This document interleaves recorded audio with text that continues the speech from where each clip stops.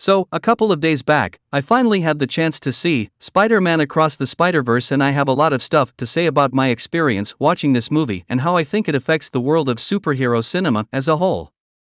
Now, this movie comes to us at a time when there are a lot of talks going on about superhero fatigue and how comic book movies, especially MCU movies, have lost their charm after Avengers Endgame. I will be very honest when I say that I am also one of those who believe that superhero fatigue is real to a great degree. And as a fan of comic book movies and an even bigger fan of Spider-Man, I really wanted this movie to do well. Whenever someone criticizes a Spider-Man movie, it feels like a personal punch to the gut to me.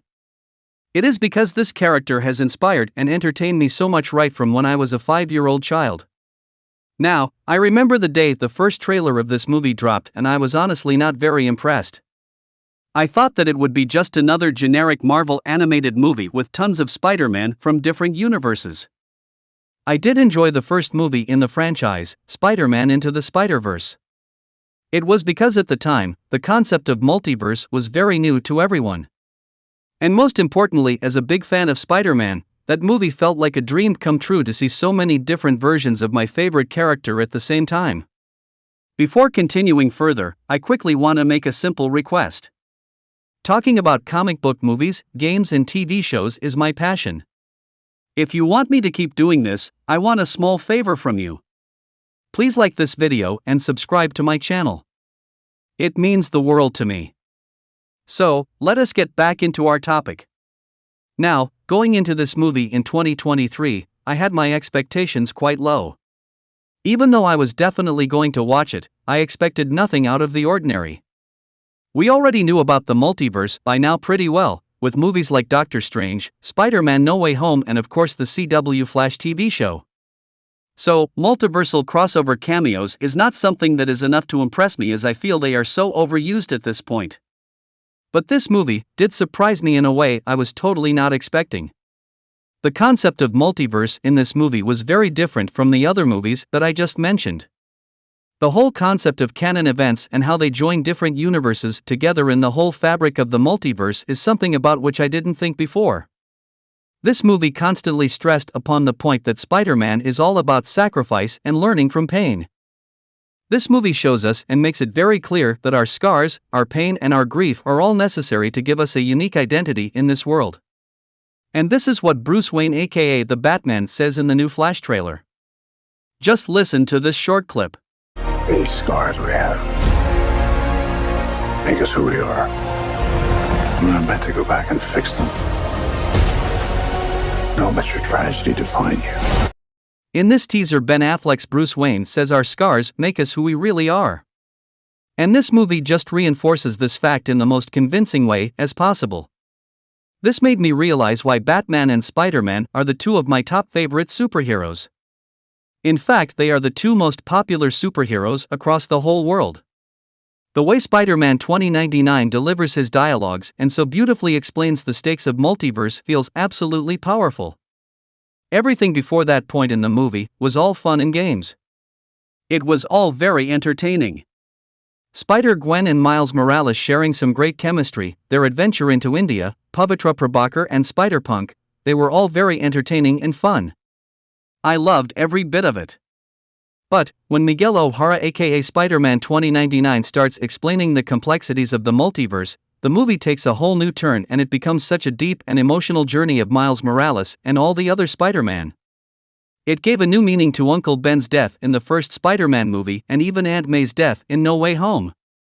In Earth 42, we see that Miles Morales has turned into the supervillain, the Prowler.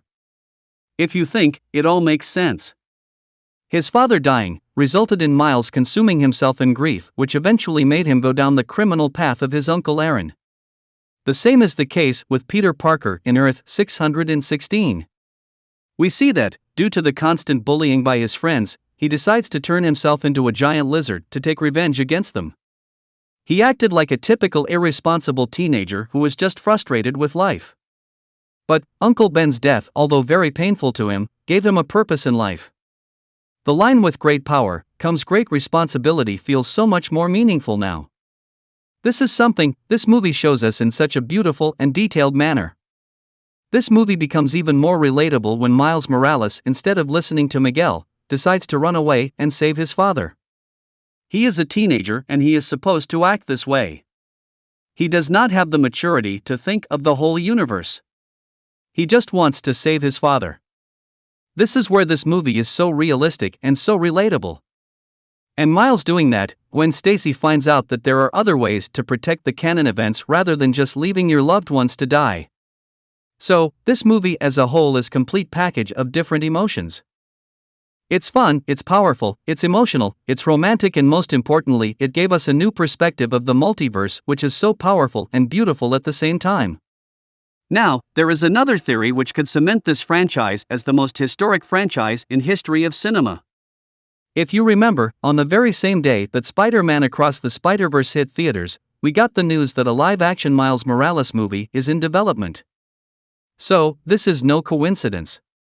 I feel they would pull the biggest surprise, which would be that the live-action Miles Morales movie is actually the next movie in the Spider-Verse franchise, which is none other than Spider-Man Beyond the Spider-Verse.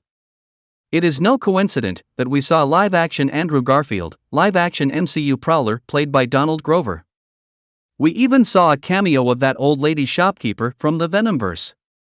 I think this is all a build-up towards that movie I just talked about. If this happens, this would be the first movie franchise which would involve a transition from an animated universe to a live-action universe in the same movie.